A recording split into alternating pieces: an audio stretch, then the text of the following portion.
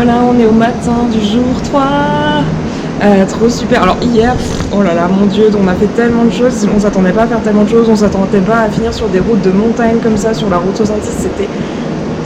J'ai encore pas les mots. C'était incroyable hier, c'était ouf.